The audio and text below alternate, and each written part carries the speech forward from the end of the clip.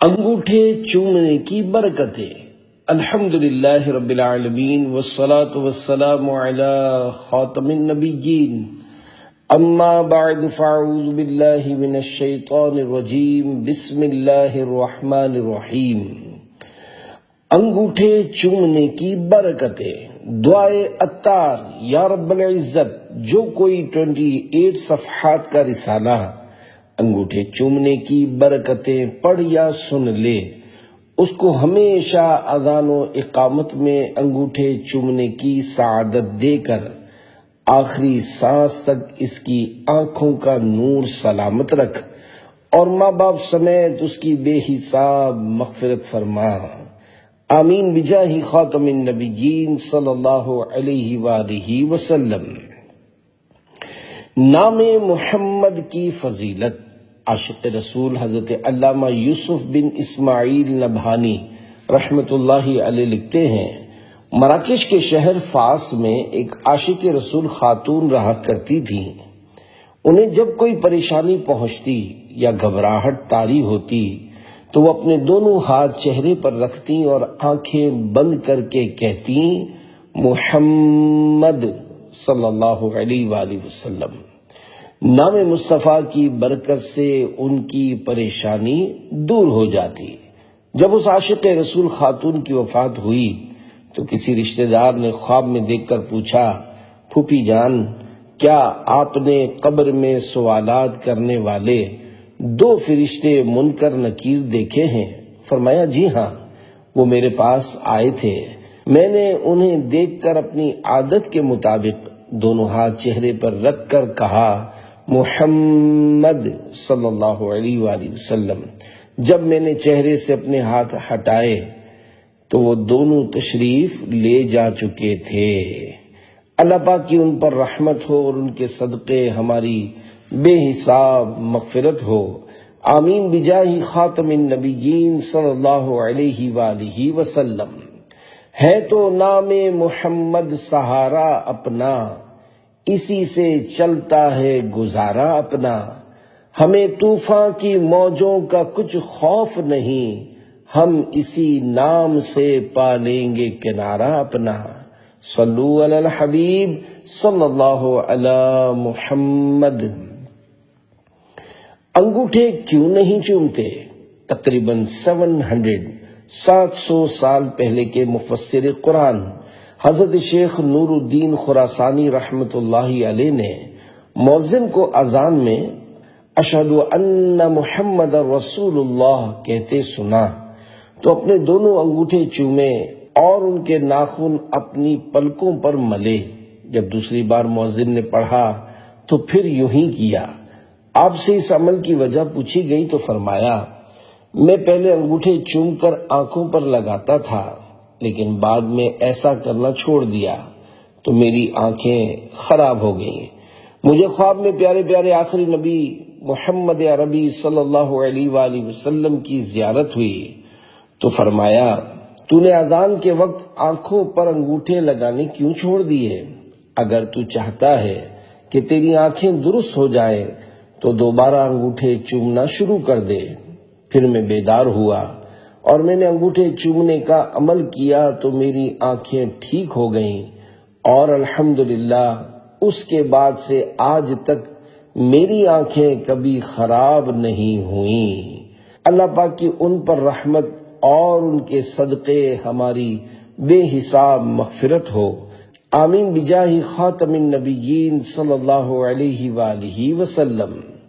نام محمد کتنا میٹھا میٹھا لگتا ہے، پیارے نبی کا ذکر بھی ہم کو پیارا لگتا ہے۔ آؤ سنائیں اپنے پیا کو اپنے من کی بات، ان کے علاوہ کون نیازی اپنا لگتا ہے۔ اے عاشقان رسول، نام محمد صلی اللہ علیہ وآلہ وسلم پر محبت و تعظیم کے ساتھ انگوٹھے چومنا مسلمانوں کا شروع سے معمول رہا ہے، بلکہ یہ مبارک عمل تمام انسانوں کے والد محترم حضرت آدم صفی اللہ علیہ السلام سے بھی ثابت ہے اور یقیناً سعادت مند اولاد اچھے کاموں میں اپنے والد کے پیچھے چلتی یعنی انہیں فالو کرتی ہے۔ حضرت آدم علیہ السلام نے انگوٹھے چومے۔ 300 سال پہلے کے بزرگ شیخ اسماعیل حقی حنفی رحمت اللہ علیہ وفات 1137 ہجری تفسیر قرآن روح البیان میں لکھتے ہیں، ایک روایت میں ہے کہ حضرت آدم صفی اللہ علیہ السلام کے پیچھے فرشتے آتے تھے۔ جب آپ نے پوچھا کہ ایسا کیوں کرتے ہیں تو بتایا گیا کہ آپ کی پیٹھ میں نور مصطفیٰ ہے جس کی یہ زیارت کرتے ہیں، آگے چل کر یہ آخری نبی بن کر ظاہر ہوں گے۔ آپ علیہ السلام نے دعا کی، یا اللہ پاک اس نور کو پیچھے کے بجائے آگے کر دے تاکہ فرشتے پیچھے سے زیارت کرنے نہ آئیں۔ اس کے بعد وہ نور آپ علیہ السلام کی پیشانی میں چمکنے لگا اور فرشتے آگے سے زیارت کرنے لگے۔ پھر آپ علیہ السلام نے بارگاہ الہی میں عرض کی، یا اللہ میں بھی نور مصطفیٰ دیکھنا چاہتا ہوں۔ یوں وہ نور آپ کے انگوٹھوں میں ظاہر ہو گیا اور آپ نے انگوٹھے چوم لیے۔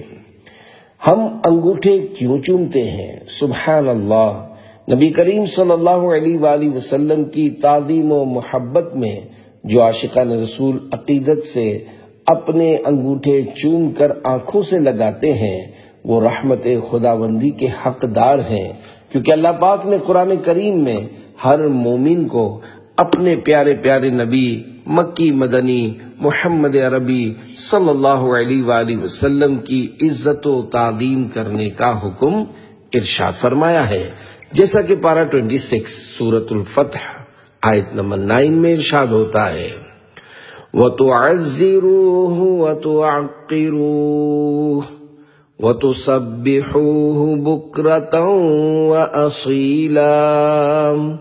ترجمہ کنز العرفان۔ اور رسول کی تعظیم و توقیر کرو اور صبح و شام اللہ کی پاکی بیان کرو۔ میرے آقا اعلی حضرت امام اہل سنت امام احمد رضا خان رحمت اللہ علیہ کی اس آیت مبارکہ کے بارے میں بہت پیاری گفتگو آسان کر کے پیش کی جاتی ہے۔ آپ فرماتے ہیں، اللہ پاک اپنے حبیب محمد الرسول اللہ صلی اللہ علیہ وآلہ وسلم کی سچی محبت دل میں سچی عظمت دے اور اسی پر ہم سب کا خاتمہ کرے، آمین یا ارحم الراحمین۔ مسلمانوں دیکھو، تمہارے مولا تبارک و تعالی کا دین اسلام بھیجنے، قرآن مجید اتارنے کا مقصود ہی 3 باتیں بتانا ہے۔ نمبر 1، لوگ اللہ و رسول پر ایمان لائیں۔ نمبر 2، رسول اللہ صلی اللہ علیہ وآلہ وسلم کی تعظیم کریں۔ نمبر 3، اللہ پاک کی عبادت میں رہیں۔ مسلمانوں، ان تینوں اہم ترین باتوں کی خوبصورت ترتیب تو دیکھو۔ سب سے پہلے ایمان کا ذکر فرمایا اور سب سے آخر میں اپنی عبادت کو، اور درمیان میں اپنے پیارے حبیب صلی اللہ علیہ وآلہ وسلم کی تعظیم کو، اس لیے کہ بغیر ایمان تعظیم فائدہ مند نہیں۔ کہ یہ ظاہری تعظیم ہوئی، دل میں حضور اقدس صلی اللہ علیہ وآلہ وسلم کی سچی عظمت ہوتی تو ضرور ایمان لاتے، پھر جب تک نبی صلی اللہ علیہ وآلہ وسلم کی سچی تعظیم نہ ہو، عمر بھر عبادت الہی میں گزارے، سب بیکار و مردود ہے۔ مزید معلومات کے لیے پڑھیے تمہید ایمان بآیات قرآن، یہ رسالہ فتاوی رضویہ کی 30ویں جلد میں صفحہ نمبر 305 تا 358 پر ہے۔ ہر مسلمان کو یہ رسالہ ضرور پڑھنا چاہیے۔ تاج رکھا تیرے سر رفعنا کا، کس قدر تیری عزت بڑھائی ہے، صلو علی الحبیب صلی اللہ علی محمد۔ اے عاشقان رسول، اوپر بیان کی گئی آیت مبارکہ میں نبی کریم صلی اللہ علیہ وآلہ وسلم کی عزت و تعظیم کرنے کا مطلق طور پر فرمایا گیا ہے۔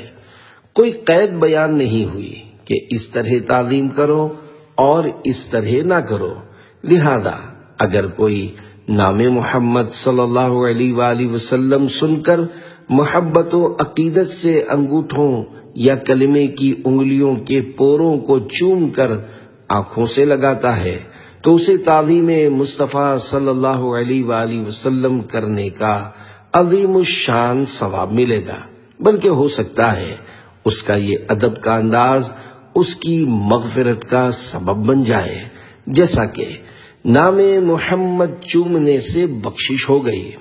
حضرت وہب بن منبہ رحمت اللہ علیہ فرماتے ہیں، بنی اسرائیل میں ایک آدمی تھا جو 200 سال تک اللہ پاک کی نافرمانی کرتا رہا۔ جب وہ فوت ہو گیا تو لوگوں نے اسے ٹانگوں سے گھسیٹ کر گندگی کے ڈھیر پر پھینک دیا۔ اللہ پاک نے حضرت موسیٰ کلیم اللہ علیہ السلام کی طرف وحی فرمائی کہ جا کر اس کی نماز جنازہ ادا کریں۔ اب علیہ السلام نے عرض کی، یا اللہ پاک، بنی اسرائیل کہتے ہیں کہ وہ 200 سال تک تیری نافرمانی کرتا رہا۔ اللہ پاک نے ارشاد فرمایا، وہ ایسا ہی تھا، مگر وہ جب بھی تورات کھولتا اور نام محمد صلی اللہ علیہ وآلہ وسلم کو دیکھتا تو اسے چوم کر آنکھوں سے لگاتا اور ان پر درود پڑھتا تھا۔ پس میں نے اس کا یہ عمل قبول کر کے اس کے گناہ معاف کر دیے ہیں اور 70 جنتی حوروں سے اس کا نکاح کر دیا ہے۔ تعظیم جس نے کی محمد کے نام کی، خدا نے اس پہ نار جہنم حرام کی۔ پیارے پیارے اسلامی بھائیوں، اس واقعے کو بڑے بڑے علماء کرام اور محدثین عظام رحمت اللہ علیہم نے اپنی کتابوں میں لکھا ہے، اور اسے بیان کرنے والے حضرت وہب بن منبہ رحمت اللہ علیہ خود تابعی بزرگ ہیں، جن کے بارے میں حدیث پاک بیان کی جاتی ہے کہ نبی کریم صلی اللہ علیہ وآلہ وسلم نے ارشاد فرمایا، میری امت میں ایک شخص ہوگا جس کا نام وہب ہوگا، اللہ پاک اسے حکمت عطا فرمائے گا۔ انجیل شریف میں نام مصطفیٰ، مولانا روم رحمت اللہ علیہ اپنی مثنوی میں لکھتے ہیں کہ انجیل شریف میں نام مصطفیٰ صلی اللہ علیہ وآلہ وسلم تھا، جسے ادب و تعظیم میں خوش نصیب چوما کرتے تھے۔ اللہ پاک نے اس کی برکت سے انہیں کئی آفتوں اور مصیبتوں سے محفوظ فرمایا، اور جنہوں نے اس بابرکت نام کی بے ادبی کی وہ دنیا میں ہی ذلیل و رسوا ہوئے۔ محفوظ صدا رکھنا شاہا بے ادبوں سے، اور مجھ سے بھی سرزد نہ کبھی بے ادبی ہو۔ صلو علی الحبیب صلی اللہ علی محمد۔ اذان کے وقت انگوٹھے چومنے کا ثواب۔ تقریباً 200 سال پہلے کے بہت بڑے عالم و مفتی حضرت علامہ ابن عابدین رحمت اللہ علیہ، وفات 1252 ہجری، اپنے مشہور زمانہ فتاوی شامی میں لکھتے ہیں، جب مؤذن اشہد ان محمد رسول اللہ کہے تو مستحب ہے کہ سننے والا کہے صلی اللہ علیہ یا رسول اللہ، اور جب دوسری مرتبہ یہ کلمات سنے تو یوں کہے قرۃ عینی بکا یا رسول اللہ، اللہم متعنی بالسمع والبصر، اور انگوٹھے چوم کر آنکھوں پر لگائے۔ ایسا کرنے والے کو نبی کریم صلی اللہ علیہ وآلہ وسلم اپنے ساتھ جنت میں لے جائیں گے۔ آپ رحمت اللہ علیہ کتاب الفردوس کے حوالے سے فرمان آخری نبی صلی اللہ علیہ وآلہ وسلم لکھتے ہیں، من قبل ظفری ابہامہ عند سماع اشہد ان محمد رسول اللہ فی الاذان انا قائدہ مدخلہ فی صفوف الجنہ، یعنی جو شخص اذان میں اشہد ان محمد رسول اللہ سن کر اپنے انگوٹھوں کے ناخنوں کو چوم لیا کرے گا، میں ایسے شخص کی قیادت کروں گا اور اسے جنت کی صفوں میں داخل کروں گا۔ صلو علی الحبیب صلی اللہ علی محمد۔ مسلمانوں کے پہلے خلیفہ کا عمل۔ مسلمانوں کے پہلے خلیفہ حضرت سیدنا ابو بکر صدیق رضی اللہ عنہ نے جب مؤذن کو اشہد ان محمد رسول اللہ کہتے سنا تو یہ دعا رضیت باللہ ربا وبالاسلام دینا وبمحمد صلی اللہ علیہ وآلہ وسلم نبیا پڑھی، اور دونوں کلمے کی انگلیوں کے پوروں کے اندرونی حصے چوم کر آنکھوں سے لگائے۔ اس پر حضور اقدس صلی اللہ علیہ وآلہ وسلم نے فرمایا من فعل مثل ما فعل خلیلی فقد حلت علیہ شفاعتی۔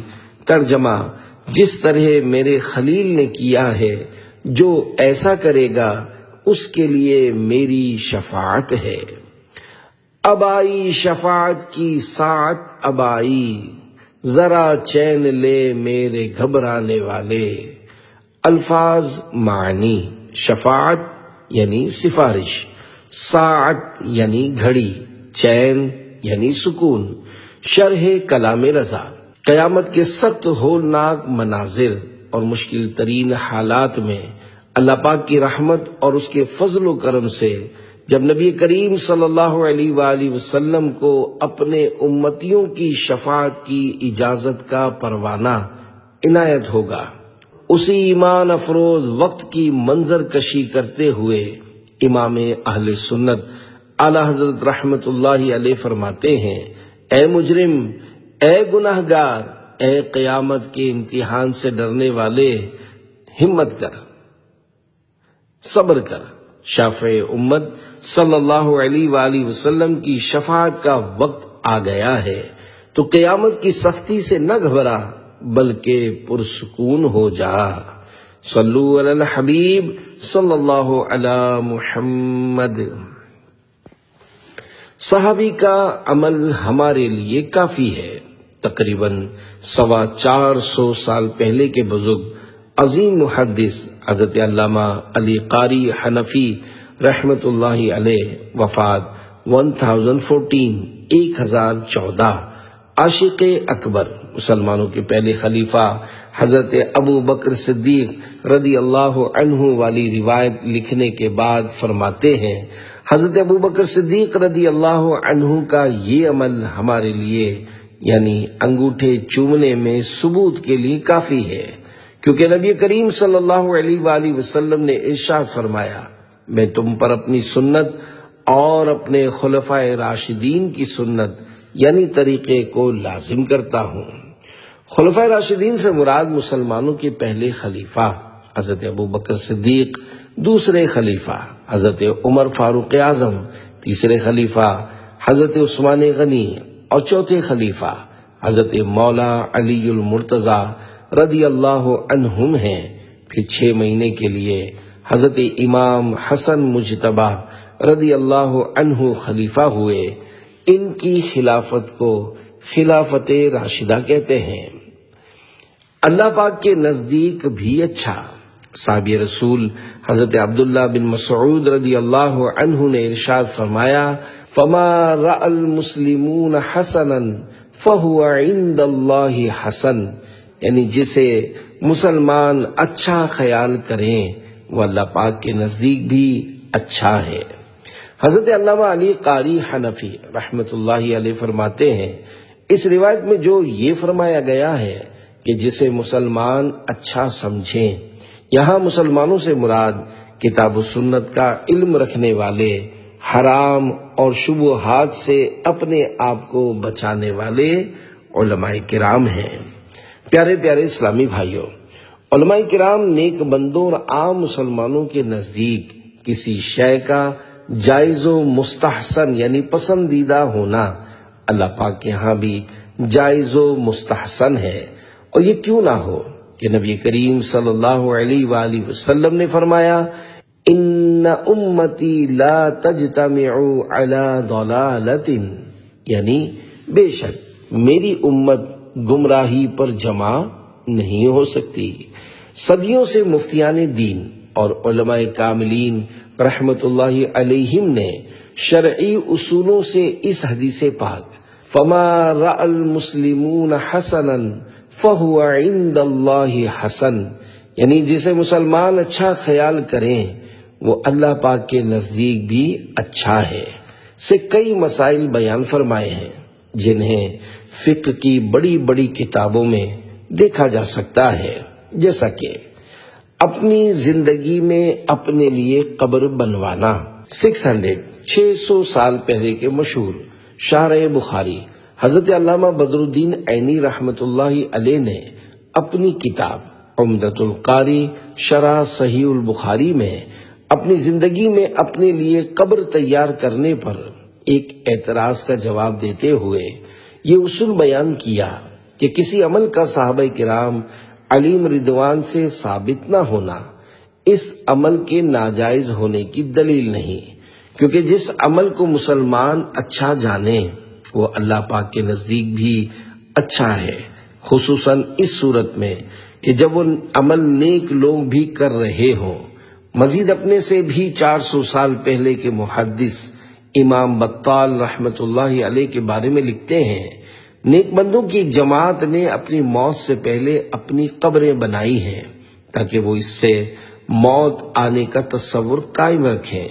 بعض لوگوں نے اس پر اعتراض کیا کہ کسی ایک صحابی نے بھی اپنی زندگی میں اپنی قبر نہیں بنائی، اگر زندگی میں قبر بنانا مستحب ہوتا تو صحابہ کرام رضی اللہ عنہم میں یہ عمل بہت زیادہ ہوتا، حالانکہ صحابہ کرام علیہم رضوان سے ایسا کرنا ثابت نہیں ہے۔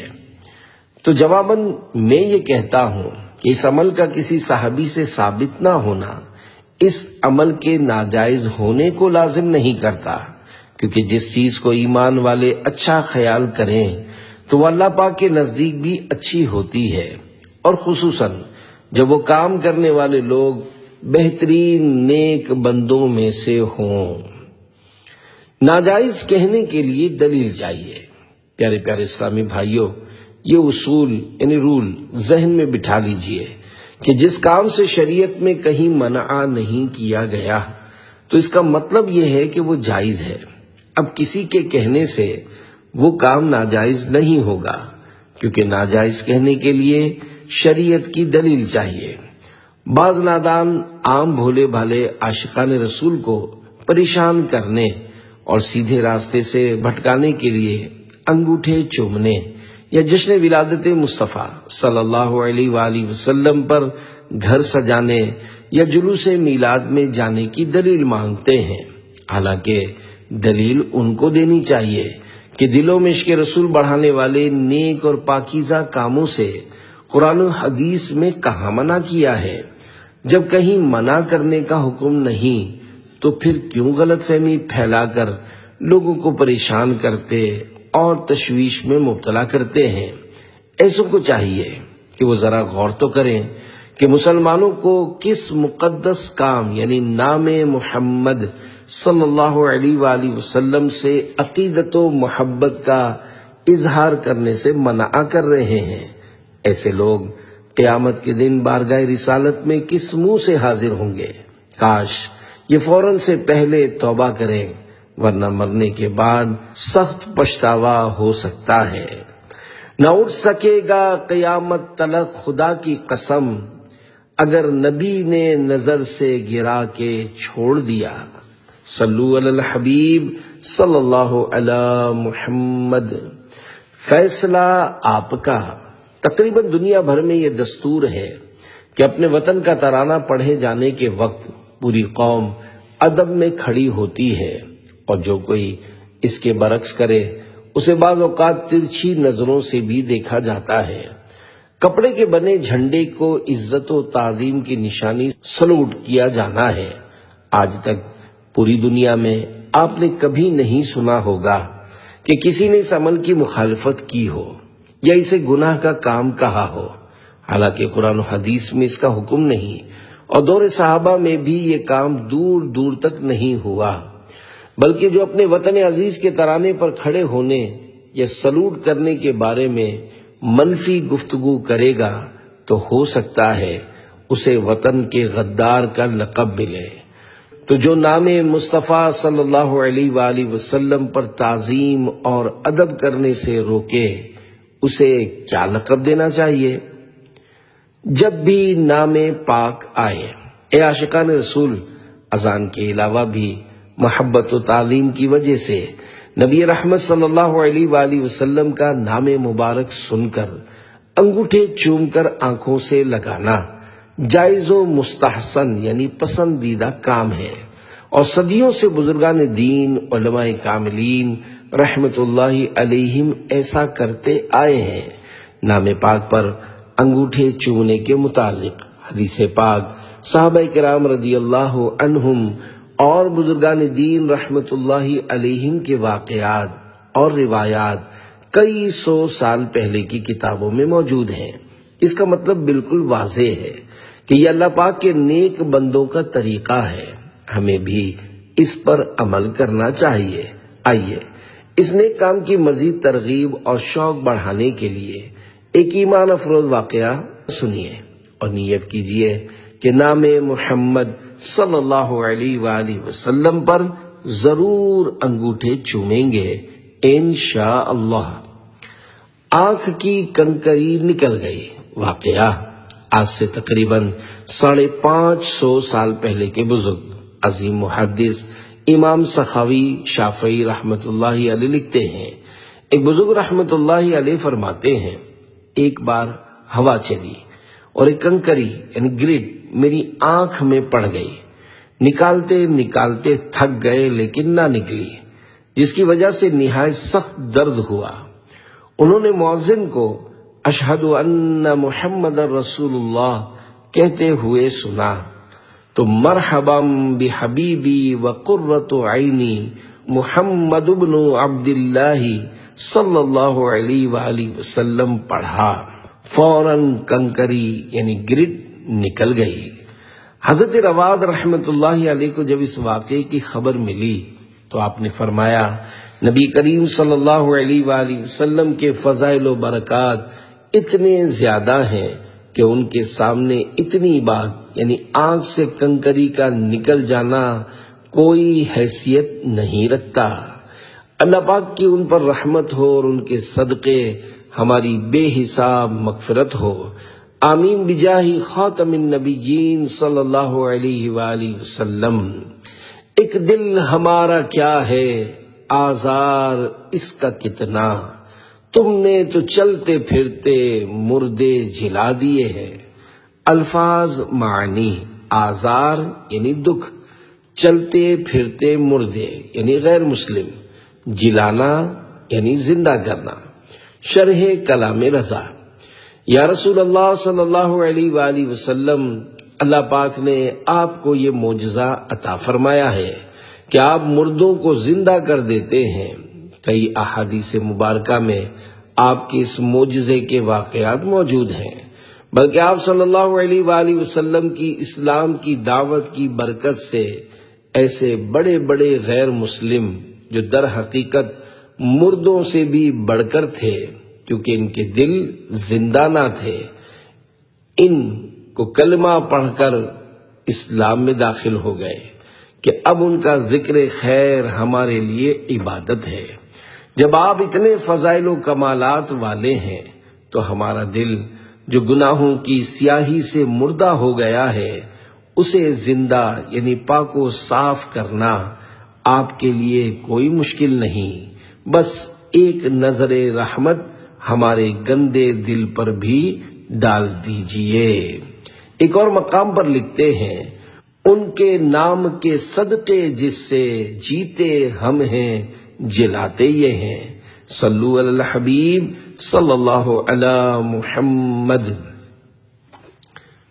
کبھی آنکھیں نہ دکھیں، عظیم محدث امام سخاوی شافعی رحمت اللہ علیہ لکھتے ہیں، حضرت خضر علیہ السلام نے ارشاد فرمایا، جو شخص مؤذن سے اشہد ان محمد رسول اللہ سن کر کہے مرحبا بحبیبی وقرۃ عینی محمد بن عبداللہ، پھر دونوں انگوٹھے چوم کر آنکھوں پر رکھے، تو اس کی آنکھیں کبھی نہ دکھیں گی۔ میری آنکھوں کی ٹھنڈک، نواسۂ رسول، جگر گوشہ بطول حضرت امام حسن مجتبی رضی اللہ عنہ سے روایت ہے، جو شخص مؤذن کو اشہد ان محمد رسول اللہ کہتا سن کر یہ کہے، مرحبا بحبیبی وقرۃ عینی محمد بن عبد اللہ، اور اپنے انگوٹھے چوم کر آنکھوں سے لگائے، تو نہ کبھی وہ اندھا ہوگا اور نہ ہی کبھی اس کی آنکھیں دکھیں گی۔ نابینا نہ ہو۔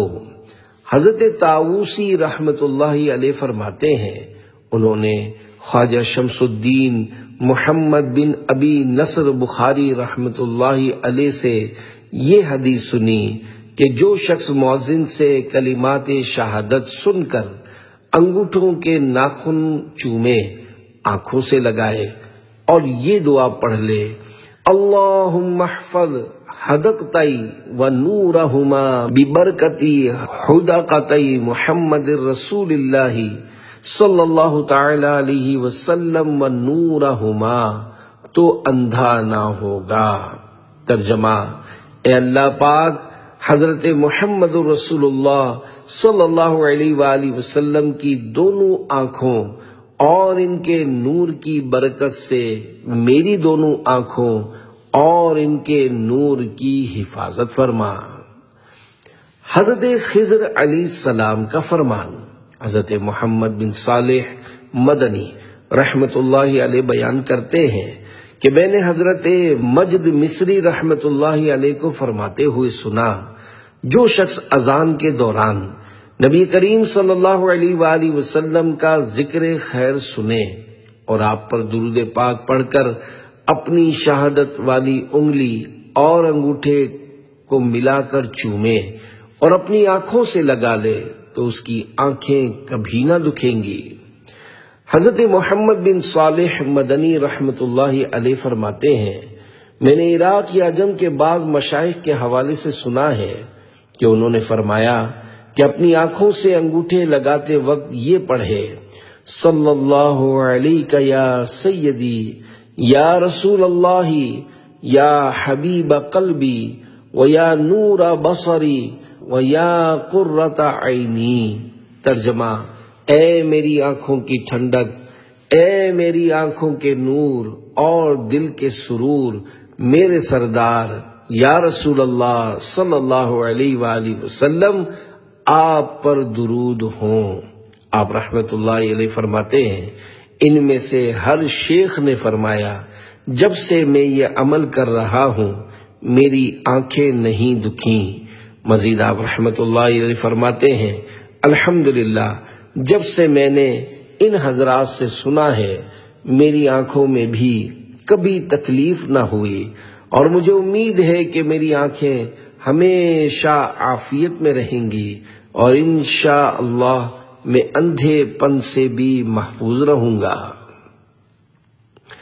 آنکھوں کا تارا نام محمد، دل کا اجالا نام محمد، شیدا نہ کیوں ہو اس پر مسلمان، رب کو ہے پیارا نام محمد۔ پوچھے گا مولا لایا ہے کیا کیا، میں یہ کہوں گا نام محمد۔ آنکھوں میں آ کر دل میں سما کر رنگت رچا جا نام محمد، اپنے جمیل رضوی کے دل میں آ جا سما جا نام محمد۔ صلو علی الحبیب صلی اللہ علی محمد۔ علامہ طحطاوی رحمت اللہ علیہ کا بیان، آج سے تقریباً 200 سال پہلے کے فقہ حنفی کے بہت بڑے امام اور زبردست عالم حضرت علامہ طحطاوی رحمت اللہ علیہ لکھتے ہیں، اذان میں نبی صلی اللہ علیہ وآلہ وسلم کی شہادتوں میں سے پہلی کو سننے کے وقت یہ کہنا صلی اللہ علیہ یا رسول اللہ، یعنی یا رسول اللہ، اللہ پاک آپ پر درود یعنی رحمت بھیجے، مستحب ہے۔ اور دوسری شہادت یعنی اشہد ان محمد رسول اللہ کو سننے کے وقت آنکھوں پر انگوٹھے رکھنے کے بعد قرۃ عینی بک یا رسول اللہ اللہم متعنی بالسمع والبصر، یعنی یا رسول اللہ آپ سے میری آنکھیں ٹھنڈی ہو گئیں، اے اللہ تو مجھے سماعت اور بصارت سے نفع عطا فرما پڑھے تو نبی کریم صلی اللہ علیہ وآلہ وسلم اس شخص کے لیے جنت کی طرف قائد یعنی رہنمائی کرنے والے ہوں گے۔ شجرہ قادریہ کی بارگاہ رسالت میں مقبولیت 29 رمضان مبارک 1428 ہجری کی بات ہے۔ کراچی کے علاقے ملیر ہالڈ کے ایک ذمہ دار اسلامی بھائی عاشقان رسول کی دینی تنظیم دعوت اسلامی کے عالمی مدنی مرکز فیضان مدینہ کراچی پاکستان میں اجتماعی اعتکاف میں بیٹھے۔ یہاں پرکیف مناظر تھے۔ نماز فجر کے بعد معتکفین شیخ طریقت امیر اہل سنت حضرت علامہ مولانا محمد الیاس قادری دامت برکاتہم العالیہ کی زیارت کر رہے تھے۔ جب شجرہ عالیہ قادریہ رضویہ اتاریہ پڑھا جانے لگا تو وہ اسلامی بھائی پہلی صف میں آ کر بیٹھ گئے۔ سب عاشقان رسول مل کر بلند آواز سے شجرہ شریف کے منظوم دعائیہ اشعار پڑھ رہے تھے۔ جب سرکار مدینہ صلی اللہ علیہ وآلہ وسلم کا ذکر مبارک آیا تو انہوں نے اپنے انگوٹھے چوم کر آنکھوں سے لگائے۔ اچانک ان پر غنودگی طاری ہوئی، سر کی آنکھیں کیا بند ہوئیں، ان کے دل کی آنکھیں کھل گئیں۔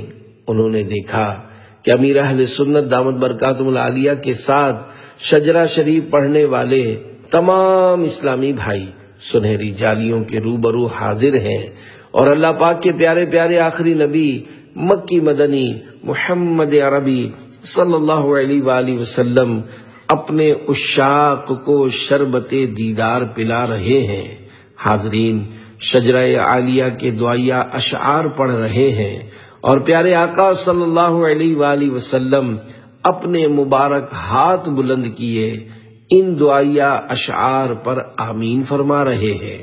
صلو علی الحبیب صلی اللہ علی محمد۔ 4 مواقع پر انگوٹھے نہ چھومیں۔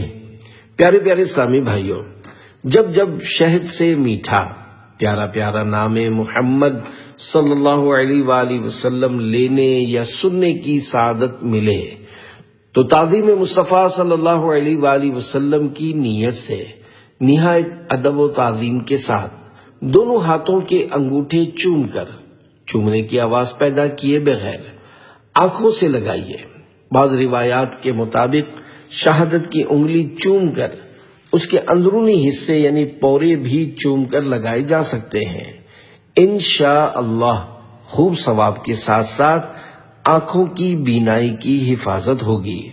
البتہ 4 ایسے مواقع ہیں جس پر میرے آقا اعلی حضرت امام اہل سنت مولانا شاہ امام احمد رضا خان رحمت اللہ علیہ فرماتے ہیں کہ ان مواقع پر نام محمد صلی اللہ علیہ وآلہ وسلم لینے یا سننے پر انگوٹھے نہیں چومے جائیں گے۔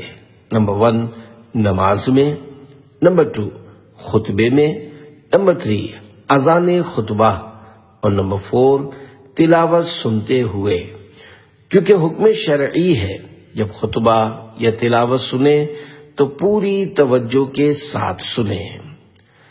انگوٹھے چومنے سے منع کس نے کیا ہے؟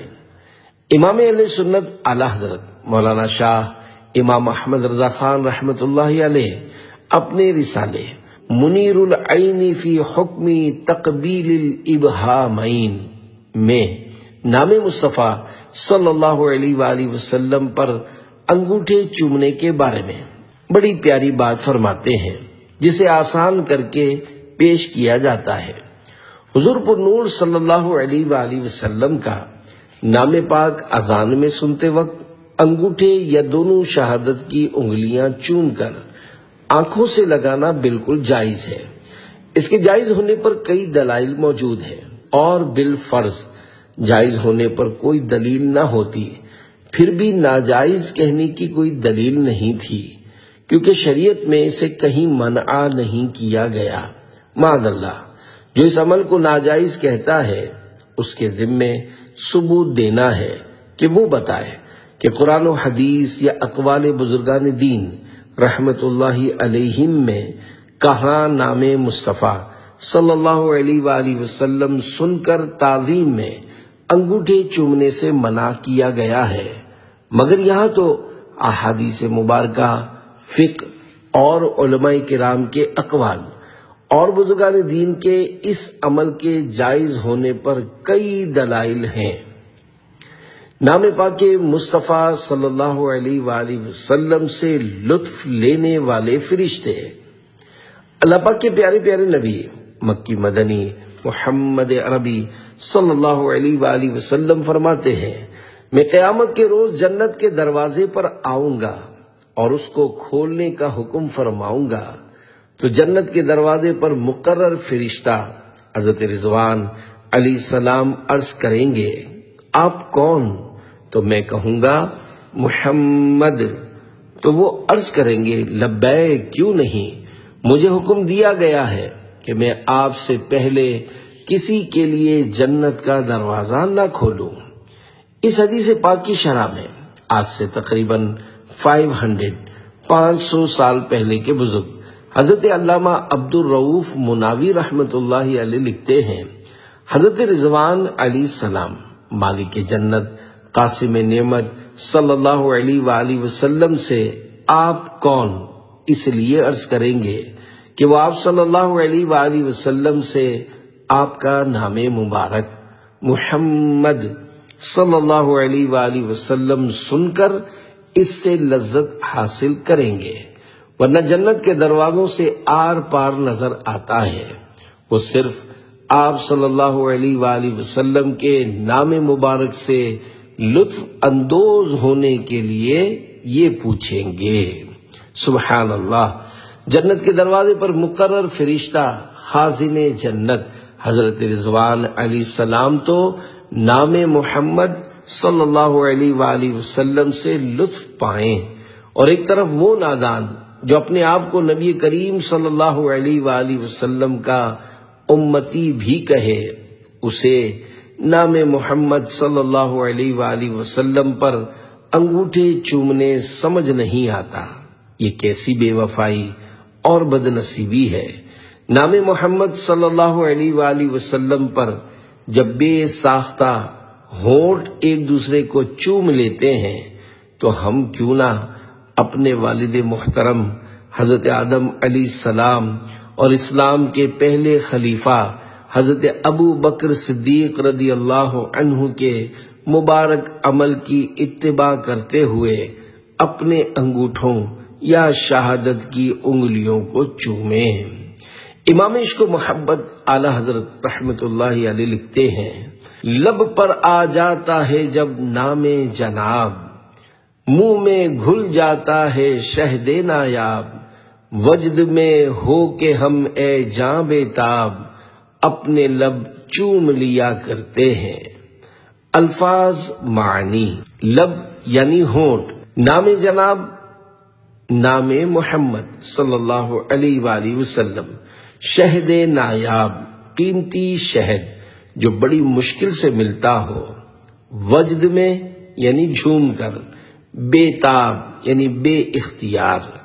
شرح کلام رضا، اللہ پاک کے پیارے پیارے آخری نبی مکی مدنی محمد عربی صلی اللہ علیہ وآلہ وسلم کا پیارا پیارا سوہنا سوہنا میٹھا میٹھا نام مبارک محمد صلی اللہ علیہ وآلہ وسلم جب ہم اپنے منہ سے ادا کرتے ہیں تو اس کی مٹھاس سے ہمارا منہ اتنا میٹھا ہو جاتا ہے جیسے کوئی نہایت لذیذ شہد منہ میں ڈالنے سے منہ میٹھا ہو جاتا ہے۔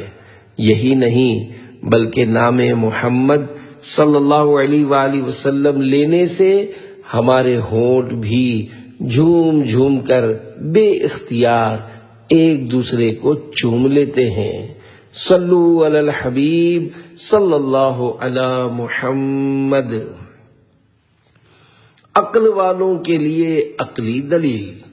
اے عاشقان رسول، صحابہ کرام رضی اللہ عنہم کا عشق رسول احادیث مبارکہ اور سیرت کی کتابیں پڑھنے والے جانتے ہیں کہ وہ حضرات نبی کریم صلی اللہ علیہ وآلہ وسلم کے تبرکات کو سنبھالتے، بچوں کی پیدائش پر سب سے پہلے انہیں بارگاہ رسالت میں پیش کرتے تاکہ برکت مصطفیٰ حاصل ہو۔ بچوں کو نظر یا بیماری ہو جاتی تو نبی کریم صلی اللہ علیہ وآلہ وسلم سے دم کرواتے۔ صحابہ کرام رضی اللہ عنہم کے یہ اعمال ہمارے لیے مشعل راہ ہے۔ حالانکہ شرعاً یہ کوئی واجب کام نہیں ہے، لیکن شریعت میں منع بھی نہیں۔ آج بھی عاشقان اولیاء، بزرگان دین رحمت اللہ علیہم سے برکت حاصل کرنے کے لیے اپنے بچوں کو ان کی بارگاہ میں لے جاتے اور ان کی برکات پاتے ہیں۔ تابعین، تبع تابعین اور صدیوں سے کئی بزرگان دین رحمت اللہ علیہم کے ادب و تعظیم مصطفیٰ کے ایسے ایسے انداز ہیں جس پر شرعاً کوئی گرفت نہیں۔ عاشقان رسول محبت رسول میں بزرگان دین رحمت اللہ علیہم کی پیروی میں ان کو اپناتے اور برکتیں پاتے ہیں۔ کروڑوں مالکیوں کے پیشوا امام مالک رحمت اللہ علیہ کے پاس کون سی شرعی دلیل تھی جس کی وجہ سے آپ حدیث پاک نہایت اہتمام کے ساتھ یعنی غسل کر کے اچھا لباس پہن کر اور خوشبو لگا کر پڑھاتے تھے؟ یقیناً آپ کے مبارک دل میں تعظیم مصطفیٰ تھی، جس وجہ سے آپ حدیث مبارک کا اس قدر ادب و احترام کرتے تھے۔ یہی نہیں بلکہ آپ رحمت اللہ علیہ تو مدینہ پاک سے باہر نہیں جاتے تھے کہ کہیں مدینہ پاک سے باہر موت نہ آ جائے۔ آپ رحمت اللہ علیہ مدینہ پاک میں سواری پر سوار نہ ہوتے تھے۔ آپ تعظیم مصطفیٰ صلی اللہ علیہ وآلہ وسلم کے ساتھ ساتھ دیار محبوب مدینۃ الرسول کا اس قدر ادب و احترام کرتے تھے جو بظاہر کسی صحابی سے ثابت نہیں، مگر یہ آپ کا عشق رسول تھا، اور صدیوں سے آج تک کسی عالم دین نے بھی اس تعظیم سے منع نہیں کیا، کیونکہ شریعت میں اس سے کہیں منع ہی نہیں کیا گیا۔ مزید چند بزرگوں کے اعمال سنیے اور اپنے دلوں میں تعظیم مصطفیٰ صلی اللہ علیہ وآلہ وسلم بڑھائیے۔ عظیم تابعی بزرگ حضرت ابو ایوب سختیانی رحمت اللہ علیہ بڑے عاشق رسول بزرگ تھے۔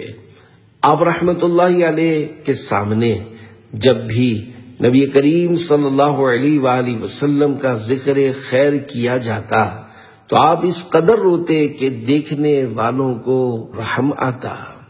خاندان اہل بیت کے چشم و چراغ اور عظیم تابعی بزرگ حضرت سیدنا امام جعفر صادق بن محمد رحمت اللہ علیہ بڑے خوش مزاج اور مسکرانے والے بزرگ تھے، مگر جب آپ کی محفل میں نبی پاک صلی اللہ علیہ وآلہ وسلم کا ذکر خیر ہوتا تو آپ کا رنگ مبارک ہیبت و تعظیم مصطفیٰ میں پیلا ہو جاتا۔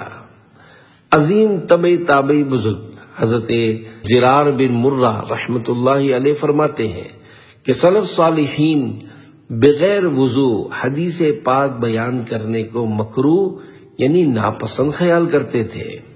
یقیناً ان بزرگان دین رحمت اللہ علیہم کی یہ پاکیزہ اعمال محبت و تعظیم مصطفیٰ صلی اللہ علیہ وآلہ وسلم کی وجہ سے تھے، جن کو بعد میں آنے والے علماء کرام نے اپنی کتابوں میں ہمارے دلوں میں عظمت مصطفیٰ صلی اللہ علیہ وآلہ وسلم بڑھانے کے لیے لکھا۔ یہ اعمال شرعاً نہ فرض ہیں نہ واجب، لیکن دل میں عشق رسول رکھنے والوں کے لیے بڑے ذوق افزا اور ایمان افروز ہیں، اور قرآن و حدیث میں ان کو منع کا حکم بھی نہیں۔ اللہ پاک ہمیں بھی توفیق دے تو ہم بھی عشق رسول میں ڈوب کر باوضو تعظیم مصطفیٰ میں احادیث مبارکہ پڑھیں سنیں تو کیا بات ہے۔ نام مصطفیٰ صلی اللہ علیہ وآلہ وسلم پر انگوٹھوں کو چومیں تو کیا بعید، آنکھیں جو بند ہوں تو مقدر کھلے حسن، جلوے خود آئیں طالب دیدار کی طرف۔ ترک عاشقان رسول کا محبت بھرا انداز۔ ترک عاشقان رسول کے عشق رسول کی بھی کیا ہی بات ہے۔ جس عقیدت و احترام کے ساتھ سلطنت عثمانیہ نے مسجد نبوی شریف کی تعمیر و توسیع کا کام کیا، تاریخ اس کی مثال پیش نہیں کر سکتی ہے۔ سلطنت عثمانیہ کے وقت سے یا اس سے بھی پہلے ترکیہ کے عاشقان رسول میں ایک عشق رسول بھرا خوبصورت انداز یہ بھی دیکھا گیا ہے کہ دوران گفتگو جب کوئی نام محمد صلی اللہ علیہ وآلہ وسلم لے تو یہ عاشقان رسول اپنے سینے پر محبت سے دل کی جانب ہاتھ رکھ کر نام محمد صلی اللہ علیہ وآلہ وسلم سے والہانہ محبت کا اظہار کرتے ہیں۔ یقیناً ان کا یہ انداز عاشقان رسول کے دلوں میں عشق رسول بڑھانے اور ایمان تازہ کرنے والا ہے۔ الحمدللہ بانی دعوت اسلامی امیر اہل سنت حضرت علامہ مولانا محمد الیاس عطار قادری دامن برکاتہ العالیہ سچے عاشق رسول ہیں۔ آپ کو جب ترک عاشقان رسول کے اس انداز کا علم ہوا تو آپ نے بھی اس انداز کو اپنایا، اور آپ کو دیکھ کر کئی اسلامی بھائی اس انداز کو اپناتے ہیں۔ ویسے بھی ہمارے یہاں بعض لوگ جب سلام کرتے ہیں تو ہاتھ ملانے کے بعد اپنا سیدھا ہاتھ سینے پر لگاتے ہیں، جس میں شرعاً کوئی حرج نہیں۔ جب کسی عام فرد سے سلام کر کے ہاتھ سینے سے لگانے میں حرج نہیں تو تعظیم مصطفیٰ کی خاطر نام پاک لے یا سن کر ہاتھ سینے پر لگانا، ادباً سر جھکانا بڑی سعادت مندی کی بات ہے۔ نام پاک مصطفیٰ صلی اللہ علیہ وآلہ وسلم اور اعلی حضرت امام اہل سنت اعلی حضرت رحمت اللہ علیہ نام پاک مصطفیٰ صلی اللہ علیہ وآلہ وسلم پر کس قدر ادب و احترام کا اظہار فرماتے ہیں۔ اپنے نعتیہ کلام ہدایت بخشش میں لکھتے ہیں: با ادب جھکا لو سرے ولا کے، میں نام لوں گل و باغ کا، گل تر محمد مصطفیٰ چمن ان کا پاک دیار ہے۔ الفاظ معنی: بہے یعنی ساتھ، سرے ولا یعنی محبت، گل تر و تازہ پھول، چمن یعنی باغ، دیار یعنی شہر۔ شرح کلام رضا: اے عاشقان رسول، میں ایک ایسی عظیم ترین ہستی کا نام مبارک لینے لگا ہوں جو کہ اصل مقصود کائنات ہے، اور جس شہر میں وہ تشریف فرما ہے وہ شہر کائنات کا نگینہ ہے۔ لیکن میں اس ہستی کا نام پاک جب لوں گا جب آپ سب ان کی تعظیم و توقیر اور محبت میں اپنے سروں کو ادب و احترام کے ساتھ جھکائیں گے تو یہ لیجئے وہ عزت و شان والی ہستی اس کائنات کے حسین ترین باغ مدینہ پاک میں رہتے ہیں، اور اس باغ میں مہکنے اور اپنی خوشبوئیں بکھیرنے والے تر و تازہ پھول میرے آقا و مولا محمد مصطفیٰ صلی اللہ علیہ وآلہ وسلم ہیں۔ میں عشق نبی میں رہوں گم ہمیشہ، تو دیوانہ ایسا بنا یا الہی۔ انگوٹھے چومنے کے متعلق چند وسوسوں کے جوابات۔ نام محمد صلی اللہ علیہ وآلہ وسلم پر محبت و تعظیم میں انگوٹھے چومنے پر بعض لوگوں کو شیطان طرح طرح کے وسوسے دلا کر بہکاتا ہے۔ پھر شیطانی وسوسوں میں آنے والے وہ لوگ بھولے بھالے عاشقان رسول کو اس پاکیزہ کام کے بارے میں وسوسوں میں مبتلا کرنے کی کوشش کرتے ہیں۔ یہاں چند وسوسے اور ان کا علاج پیش کیا جاتا ہے۔ ان کا سننا معلومات میں اضافے کا سبب بنے گا انشاءاللہ۔ لیکن یاد رکھیے، نام پاک پر انگوٹھے چومنا، درود و سلام میں کھڑے ہونا، یہ عشق والوں کے سودے ہیں۔ جو سعادت مند محبت رسول سے رچا بسا ہوگا، اسے ان بابرکت اعمال کی قدر و منزلت معلوم ہوگی۔ البتہ جس کی قسمت میں ہی اس سے دوری ہو، اس کے بارے میں ہدایت کی دعا ہی کی جا سکتی ہے۔ آپ نے کئی لوگوں کو دیکھا ہوگا جو سلام کرنے کے بعد اپنے ہاتھ کو سینے سے لگاتے ہیں۔ کبھی اس کے بارے میں کسی نے حکم شرعی پوچھا کہ ایسا کرنا جائز ہے یا ناجائز؟ اپنے بچے کو محبت اور شفقت میں ہاتھ، پاؤں اور سر وغیرہ نہ جانے کہاں کہاں چومتے ہیں۔ اس پر کبھی کسی نے کچھ بولا کہ یہ چومنا کہاں لکھا ہے؟ بس محبت و تعظیم مصطفیٰ صلی اللہ علیہ وآلہ وسلم کے بارے میں ہی خیال آتا ہے کہ یہ کہاں لکھا ہے؟ یہ تو عاشق رسول کی قسمت میں لکھا ہے۔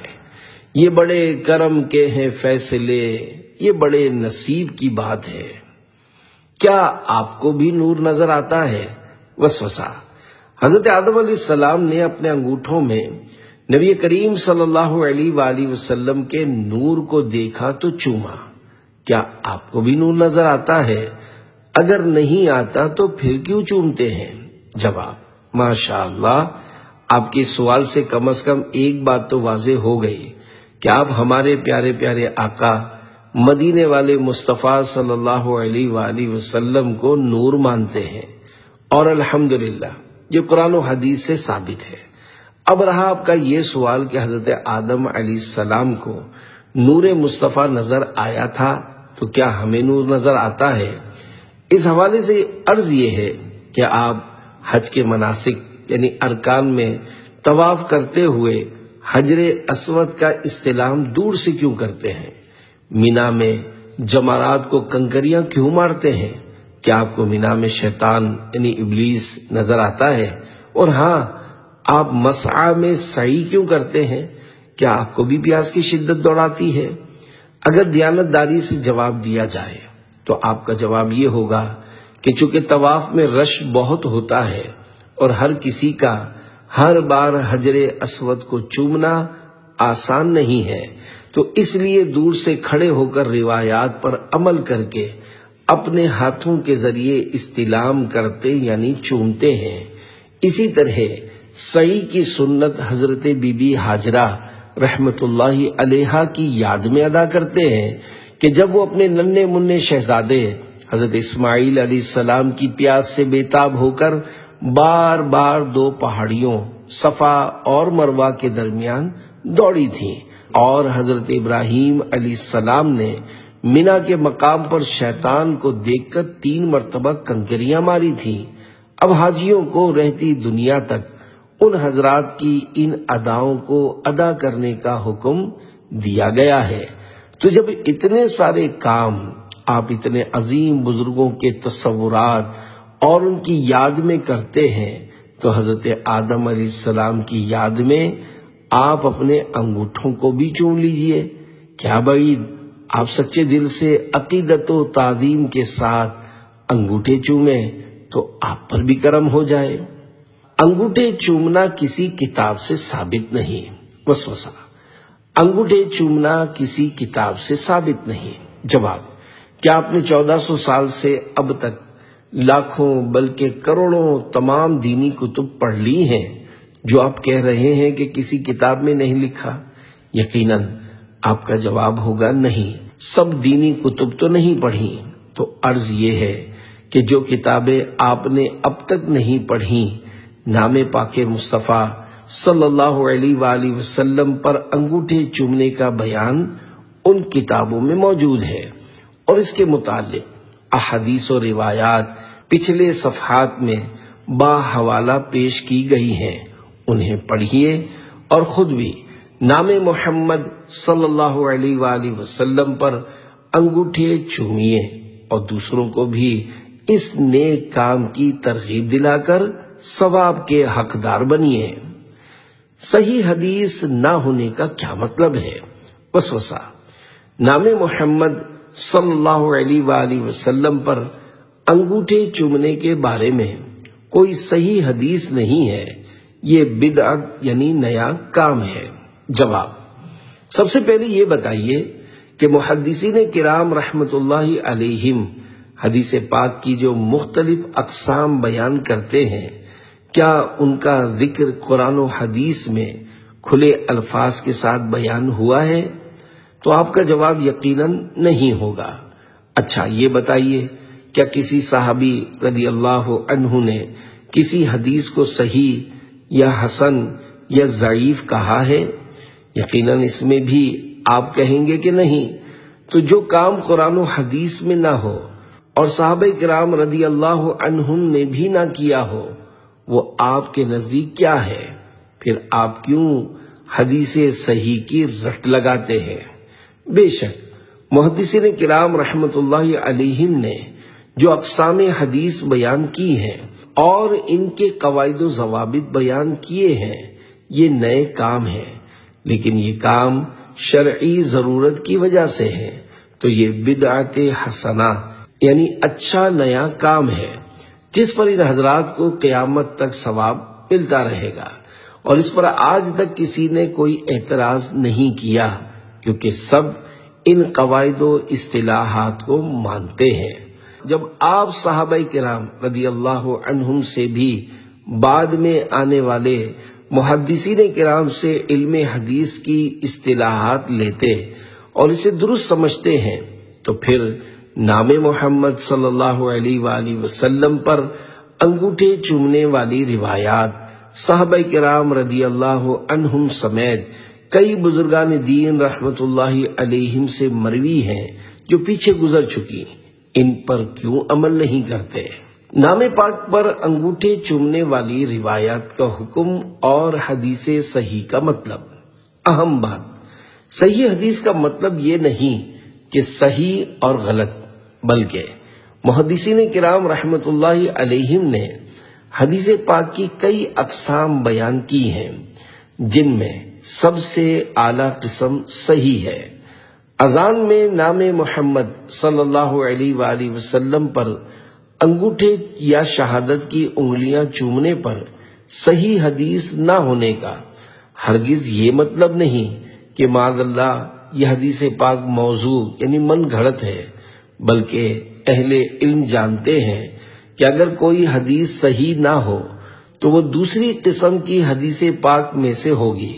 صحاح ستہ یعنی حدیث پاک کی سب سے زیادہ قابل اعتماد 6 کتب بخاری، مسلم، ابو داؤد، نسائی، ترمذی اور ابن ماجہ میں سب احادیث مبارکہ صحیح نہیں، بلکہ اکثر صحیح ہونے کی وجہ سے ان کتابوں کو صحاح یعنی صحیح کہا جاتا ہے۔ انگوٹھے چومنے کے بارے میں کوئی صحیح حدیث نہیں ہے۔ اس وسوسے کو آسان الفاظ میں یوں سمجھیے کہ اگر کوئی شخص کسی سے پوچھے آپ جہاز اڑا لیتے ہیں اور وہ جواب دے کہ نہیں، تو کیا اس کا مطلب یہ ہوگا کہ اس انسان کو کچھ بھی چلانا نہیں آتا؟ ہو سکتا ہے وہ شخص بحری جہاز یا ٹرین یا ٹرک یا کار یا بائک چلا لیتا ہو۔ ایک بات کی نفی سے ہر چیز کی نفی نہیں ہوتی۔ مزید تفصیلات کے لیے میرے آقا اعلی حضرت رحمت اللہ علیہ کی کتاب منیر العین فی حکم تقبیل الابہامین پڑھیے۔ آپ رحمت اللہ علیہ نے اس کتاب میں علم حدیث کے دریا بہا دیے ہیں۔ نام محمد صلی اللہ علیہ وآلہ وسلم پر انگوٹھے چومنے کے موضوع پر اعلی حضرت رحمت اللہ علیہ نے تقریباً 200 صفحات کی یہ عالی شان کتاب 29 سال کی عمر میں لکھی۔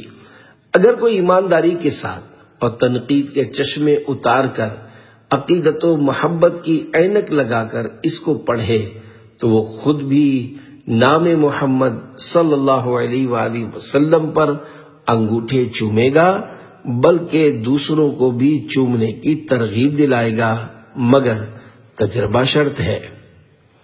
نام پاک پر انگوٹھے چومنا ٹوٹکا ہے۔ وسوسہ: انگوٹھے چومنا کوئی فضیلت کا کام نہیں ہے، بلکہ یہ تو ایک قسم کا ٹوٹکا ہے۔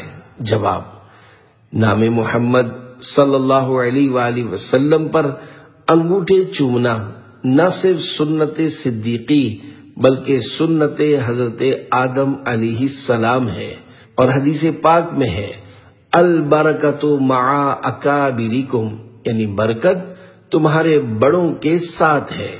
الحمدللہ اس رسالے میں بیان کی گئی احادیث مبارکہ میں حضرت خضر علیہ السلام، صحابہ کرام رضی اللہ عنہم اور بزرگان دین رحمت اللہ علیہم سے اس مبارک عمل کے فضائل کے اقوال و واقعات بیان ہوئے ہیں، اور الحمدللہ صدیوں سے بزرگان دین رحمت اللہ علیہم کا یہ عمل رہا ہے، لہذا اس عمل کو ضرور ثواب کی نیت سے کیجئے، ثواب بھی ملے گا، اور فضائل کے ساتھ ساتھ اس کے دنیاوی فوائد یعنی نابینائی وغیرہ سے حفاظت بھی ہوگی۔